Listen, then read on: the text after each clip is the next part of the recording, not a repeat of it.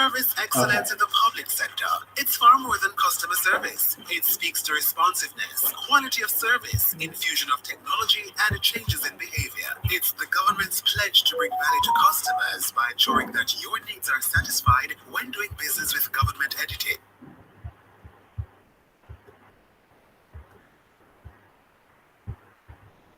Welcome, welcome, welcome everyone to Real Estatically Speaking and More. With yours truly, Karen Coke, your host, real estate dealer and owner of KMC Property Services. I will give you a few more minutes to get on so that we can, you can send in your questions and we can have some interactions this evening. All right, so those of you who are already on, I'll be happy to look at your questions, so you can place them in the chat right away so that I can respond to them as we go along. I can acknowledge you and we can respond to them as we go along. All right, so in a few minutes, I will in a few minutes I will continue with the program. Just give I'm just giving a few more persons to join, and then we can proceed. Thank you, those of you who have already joined. Thank you for coming. And this is episode 19, and of course, this is your forum, to quiz me tonight. So it is your night, the Realtors Open House. All right, so please stay tuned as we go right into the program in a little while.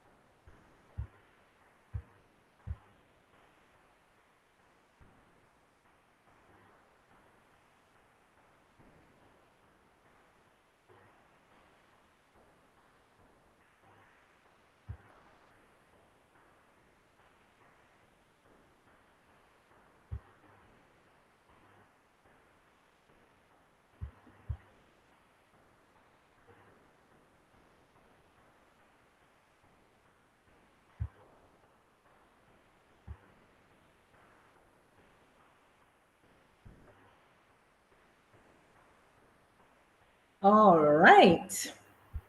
So I am going to I am going to go right ahead. All right. So once again, this is episode 19 of Real Esthetically Speaking and More with yours truly, Karen Cook, your host.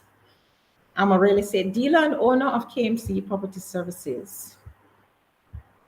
Once again, this channel seeks to make the community more real estate literate. We do so by interviewing players in the real estate market. We do that mainly, even though tonight is a little different, where we won't be having special guests. So I will be both your host and the guest. So you will be, as I said, asking me questions, and I will try my best to answer them as best as possible. So we do so by providing interesting tips to motivate and to guide your decision making in the real estate market. Sorry. Sorry about that.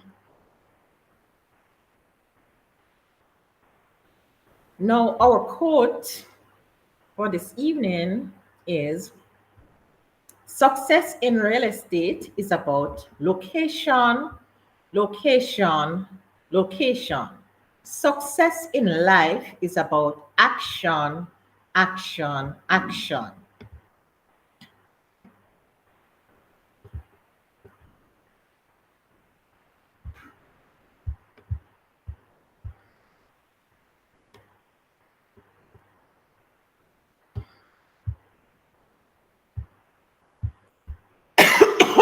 Sorry.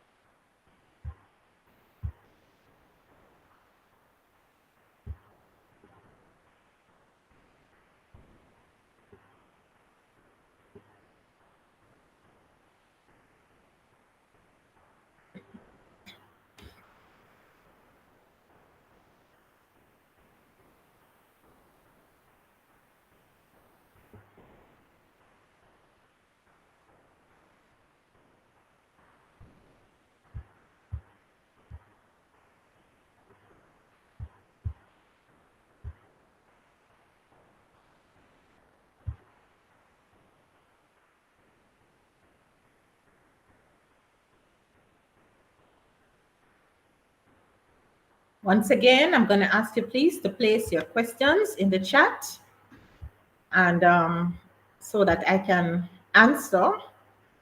direct answer to your question.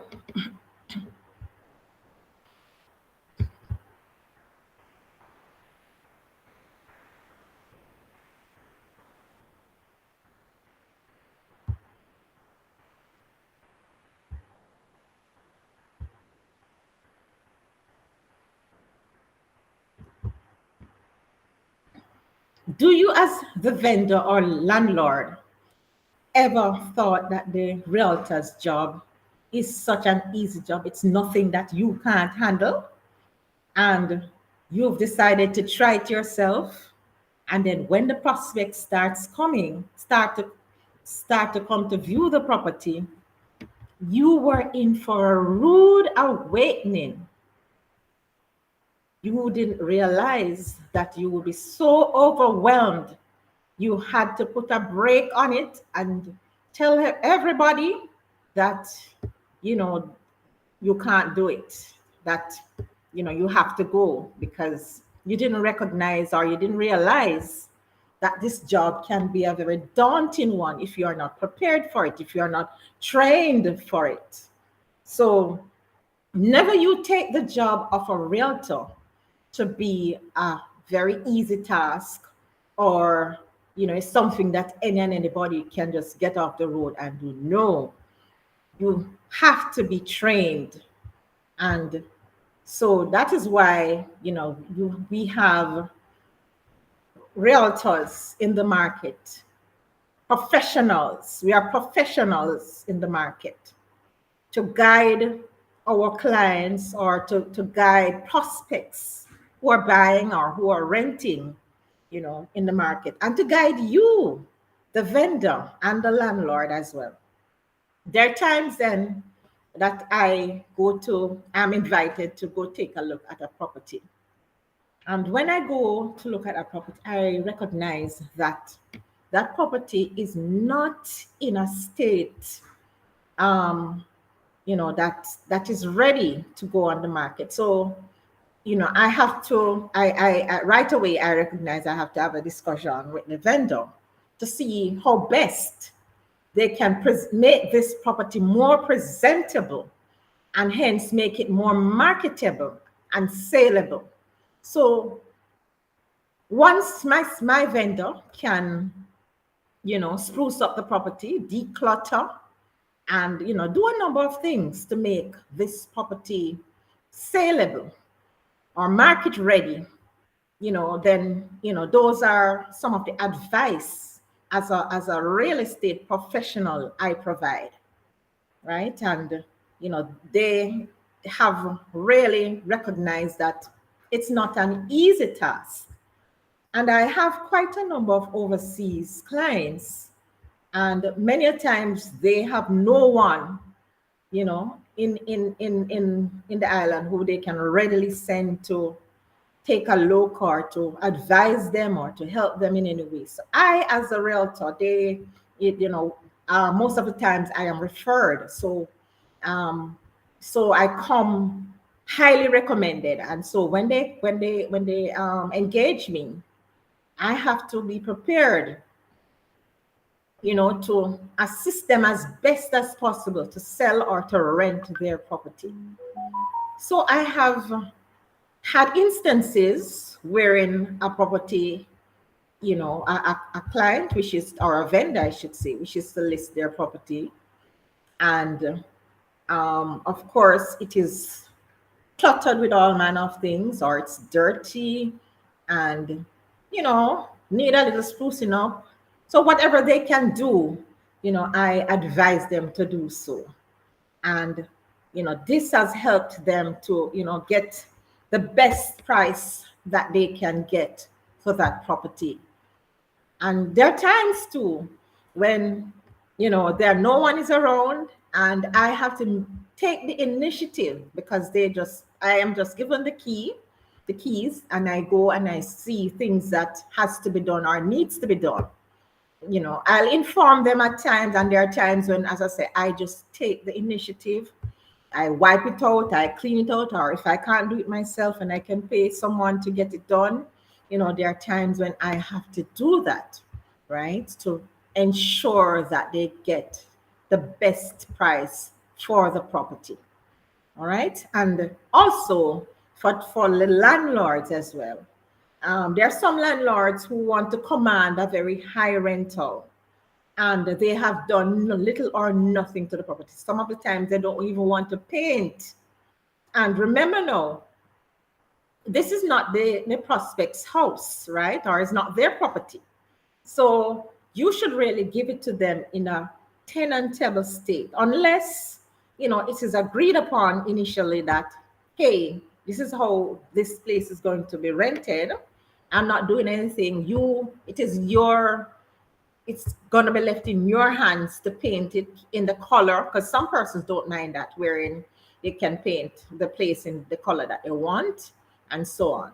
And, there are times when you have those instances where that is agreed upon by both parties, the landlord and the prospective tenant. So, but when it comes on to know a residential property, especially, whilst you may have a few persons who don't mind, painting the place in the color of their choice, for the most part, I advise my landlord to paint it in in a color that is a neutral color. For example, a white, a gardenia, a light shade, a light color that will go with most things.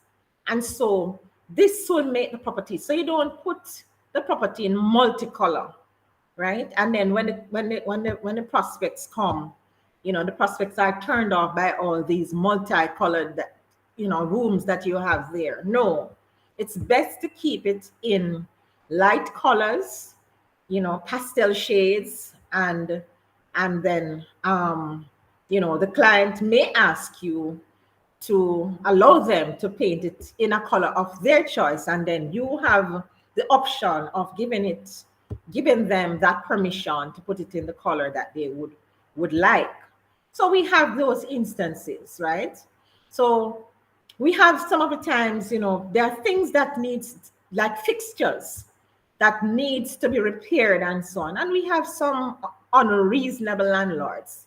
They want to give the property to the prospects like that. No, it doesn't work like that. Remember that the person is renting the place to live in. No, this is going to become your home, your castle. And so it is expected that this property is handed over to the tenant in an acceptable manner. So landlords, at all times, you're encouraged to make sure that your faucets are working, make sure that your shower heads are working, all those things to make life comfortable. Your sink, many times they get discolored because other tenants or the previous tenants weren't carrying it or so. But it's for you to really, really ensure that whilst they're in it, you do some inspection. Even at twice per year inspection will help in terms of making sure that the property is properly maintained. Real estate will maintain their value, yes, but it can, many times they can even maintain their maximum market value if only you will just spend a little time or spend a little of the rent that you get to ensure that it is properly maintained. And in doing so, the property will maintain also its value. So you're encouraged always, once a tenant leaves the property, you inspect the property, you do repainting where necessary, you fix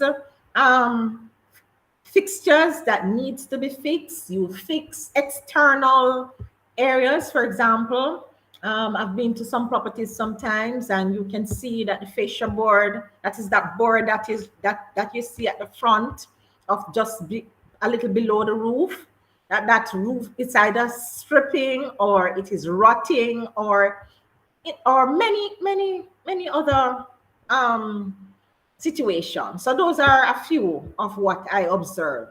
And then I realize that some of the times these landlords are not paying attention to those little things, but it's a turn off to some people. So you come to the gate is stripping, the gate is rusting, and so on. You're renting the place. It must be rented in a tenantable. I can understand if you're selling it, then the purchaser can always choose to paint it in the color that they choose.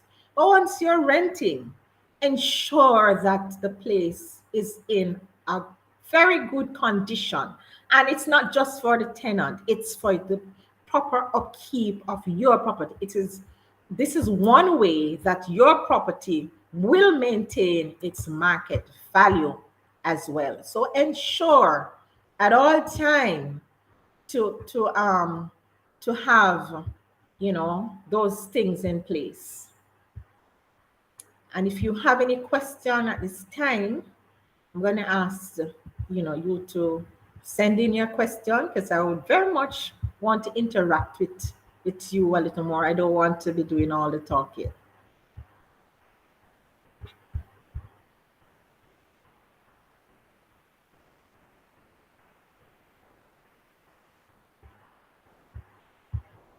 Right, so At this time, I'm gonna just show a property in Scream.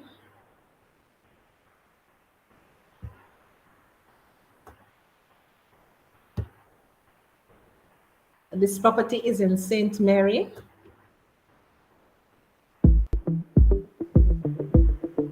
And it's a 44 acres property.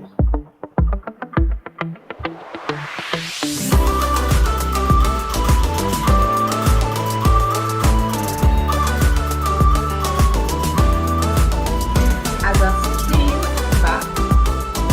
And of course, it was one well-treated, well-used farming property called the Oxford Estate in St. Mary.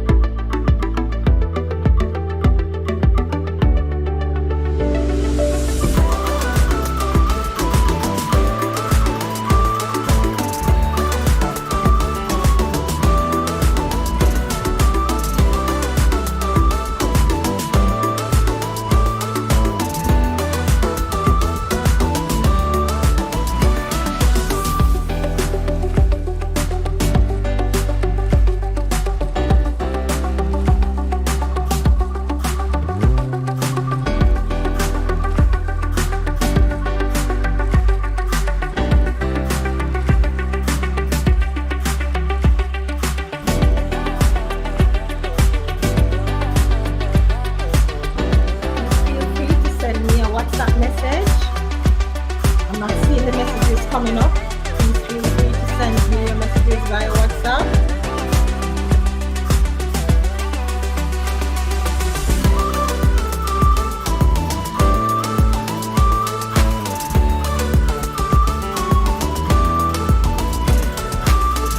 And this property also has a farmhouse. That means the picture of a farmhouse. Whoever buys it will need to renovate the farmhouse.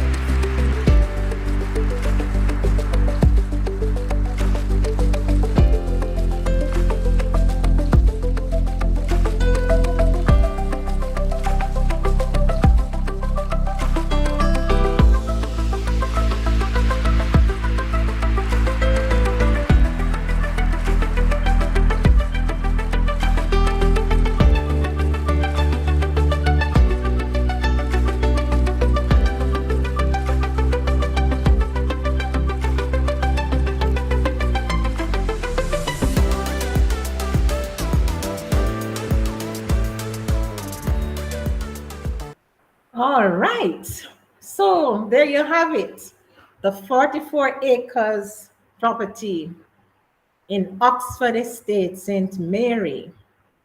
So if you have any family or friends looking for farmlands, it actually can be used as both farming and residential purposes. So, feel free to give me a call or to send me a WhatsApp message. All right, so earlier on, I was talking about things that I've had to do as a realtor to in carrying out my duties for my clients. And quite a number of my clients are overseas people.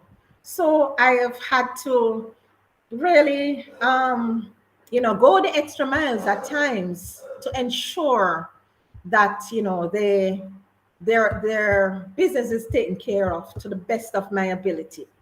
So I've had in instances, they asked me to put the property on the market, and I have had to, advise them that there are certain things that they can do to make the property more marketable, more saleable, right? So little things like, if you're able to fix up the bathroom, to fix up the kitchen. Those are some of the main features that buyers look for. So if they can get a good kitchen, and if the bathrooms are intact and so on. So if you can find the right persons to do those renovation, because I know it's not always easy to find workmen these days who can do, but if you can find somebody who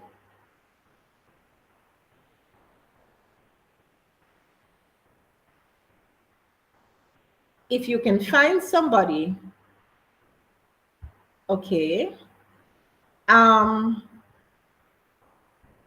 what's this about? Is it that okay, I see somebody sent a question.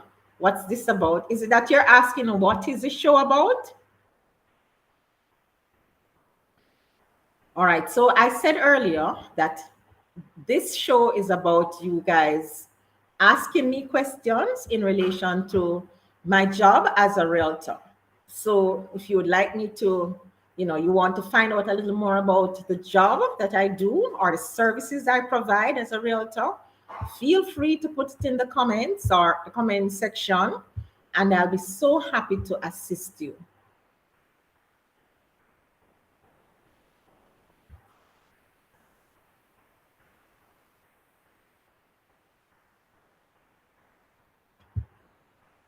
All right, so basically, the persons who were on before, right, I basically was explaining my job as a realtor, right? So some of the functions that I carry out is that for persons who are renting, that is the landlord, persons who are selling, the vendor, for persons who are buying. So if you're a buyer and you would like me to guide you in the buying process of real estate or properties on a whole, then I can guide you. And for my first time buyers, I have in our previous broadcasts, we have our videos that I can make reference to the role of the realtor, the role of the attorney in purchasing a property, the role of the surveyor in the purchasing of a property, the role of the valuer. So I have those previous videos that you can go back and take a look at on this channel, on the KMC Properties channel, right? The program is Real Estatically Speaking and More. And of course, I said this channel seeks to educate you on matters concerning real estate. And in those previous broadcasts, I had some guests. So I had a valuer at one point. I had a surveyor. I had one of my own realtors whom I interviewed.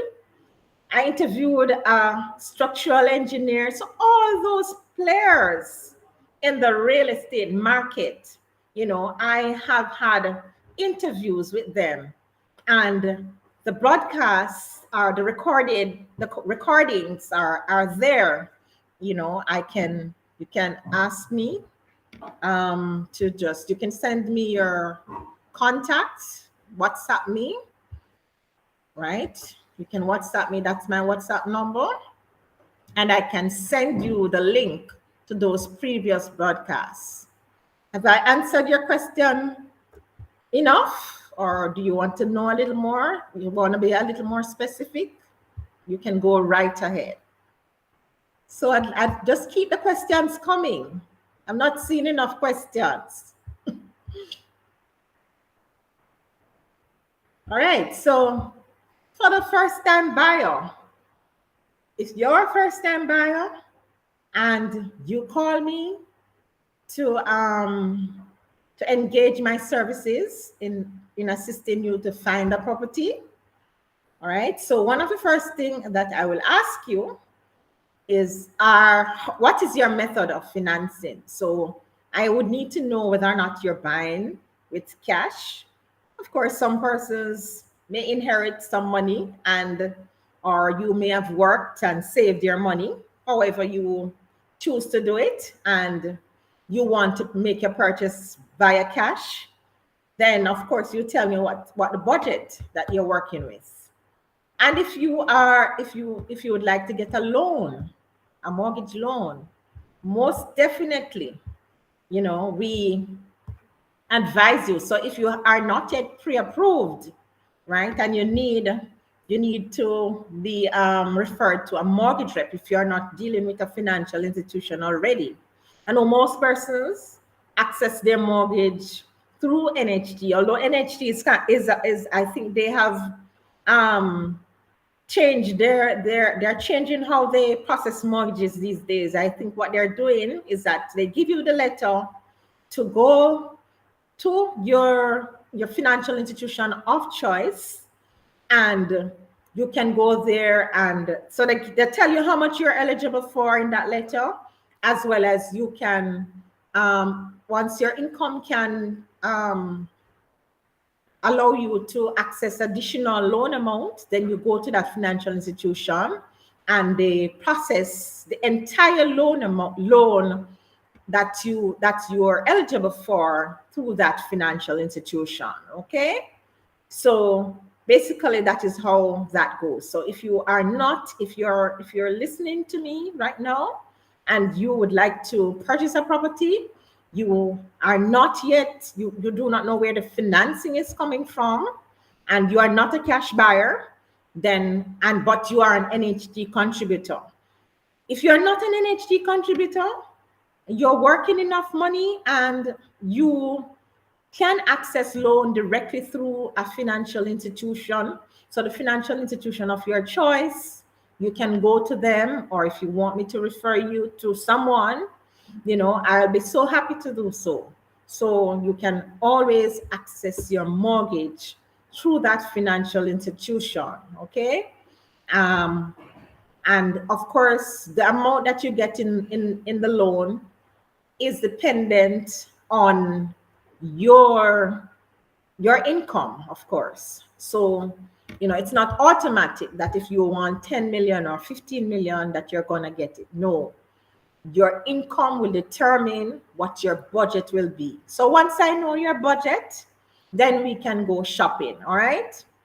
Right now, presently, the market is of such wherein inventories are very low. So as persons, as a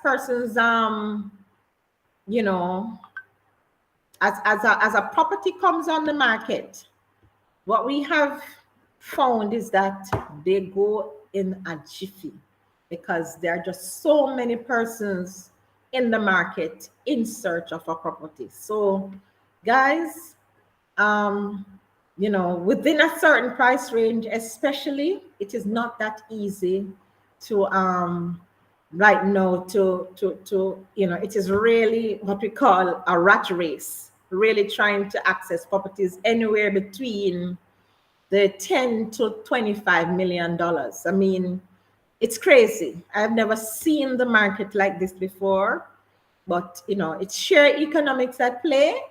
So guys, that's why it's important for you to know exactly where your financing is coming from.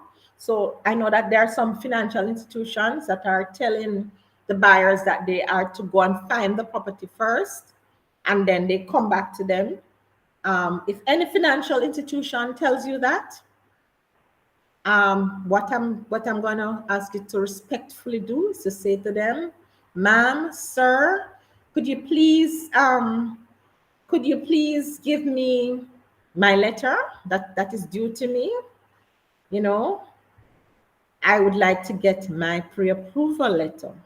Because if you are to wait until you get that letter, when the properties come on the market, you will be left holding the bag. You will be left, you won't be able to, because what happened, you are expected to submit an offer along with your proof of financing whenever you are making an offer. So that's the main reason why buyers need to ensure that they know where their financing is coming from.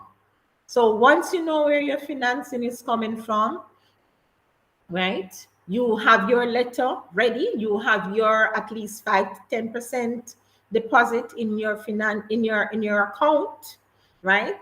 Once you have identified a property within your budget, you're speaking with me, your realtor, and I have identified a property for you, you must be ready to make an offer once you've decided that you want to purchase this property.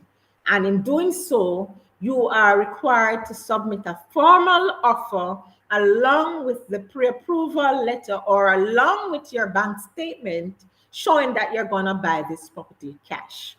All right. So these are some of the advice that I want to give you, the buyers, that you definitely need to have your financing ready or know where your financing is coming from.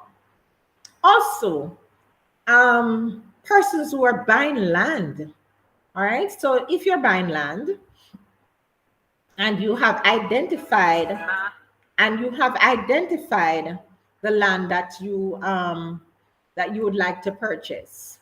So once you have identified this land, then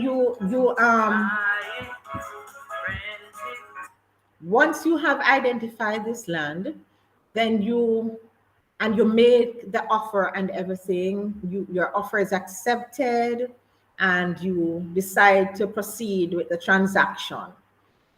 You engage your attorney, the services of your attorney, and you definitely need to get a land surveyor to indicate the boundaries, to provide a report on the boundaries of this property. Okay, never buy land and you don't know where the boundaries of this land is. And for you to know, you have to employ the services of a land surveyor, commissioned land surveyor, who will provide you with that report. And it's important also, if the land doesn't have the pegs, if it's not already pegged, to insist that he puts the peg in place, right? So that you know where your boundaries are. That's the whole point of you paying for the service. It may cost a little more to put in the pegs when if pegs are not already on the property. So you are to ensure that this is done. Now, also for persons who are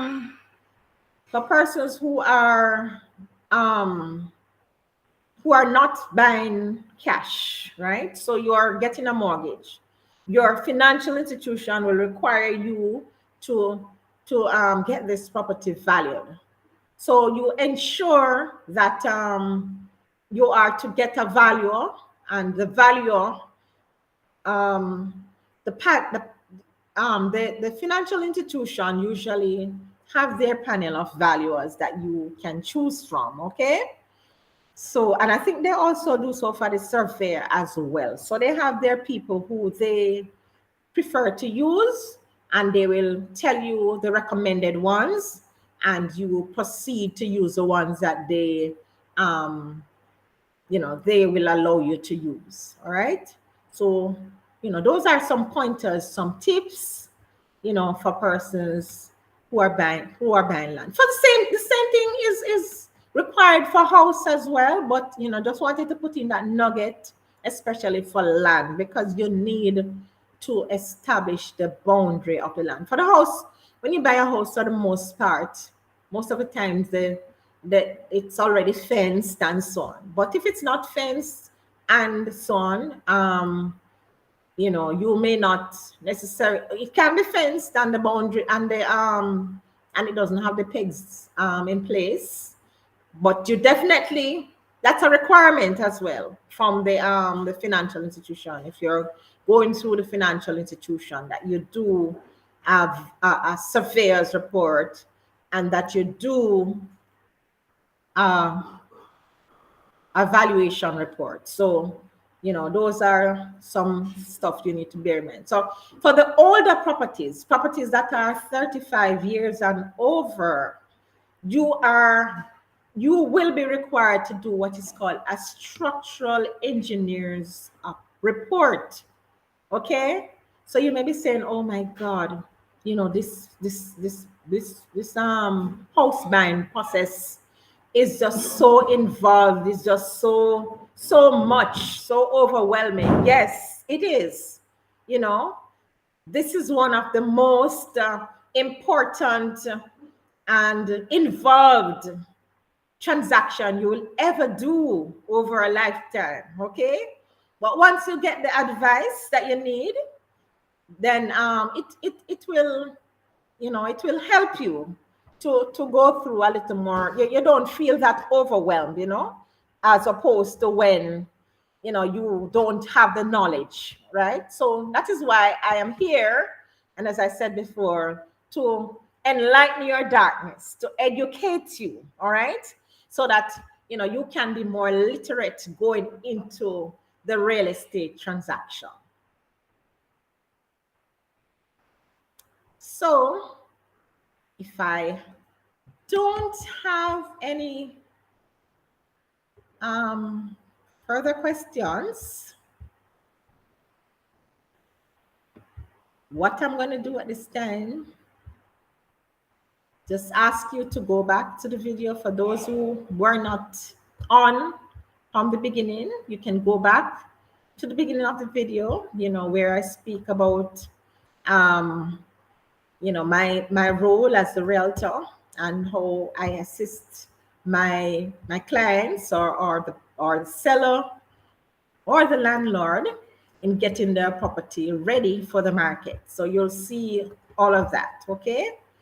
And you can share it with your friends. You know, you have friends who want to, you know, sell their property, friends who want to rent their property. They're not sure how to go about it, right? The best thing is to do is to list it with a realtor. The realtor will screen your tenants for you. I'm not saying that, you know, the process is 100% foolproof, but for the most part, you know, our screening process is very rigorous, and we eliminate quite a number of unscrupulous people who may want to come and live in your property and not pay your rent, right? So, you know, it's always good and well to list your property to rent and for sale. For sale, you get the highest and the best value for your property. And for the rental as well, you get your, you know, nice, good, respectable, screened tenants and so on, right? So, you know, it's always good to hire the services of a realtor and have them handle your real estate transactions for you. And I know that quite a number of persons are overseas and they have the properties locked up because they're so scared. There's no need to be scared. You know, as I said before, quite a number of my clients are from overseas and they were referred to me. They were scared to rent their place, and, you know, they have hired me, and, you know, they basically have been, you know, collecting rent. Those who are having challenges, you know, getting rent, because some of the time, because the clients know that, the tenants know that they're overseas, they dodge them and they do all manner of unscrupulous things, and as a result, they, you know, they are losing out on their investment and on their real estate investment. All right. So I'm not seeing any further question. So I thank you all, those of you who joined us this evening. And once again, I'm asking you, please be sure to like, to share, to comment, to subscribe to our channel. And do have a wonderful weekend. And thanks again for joining us. Have a blessed weekend.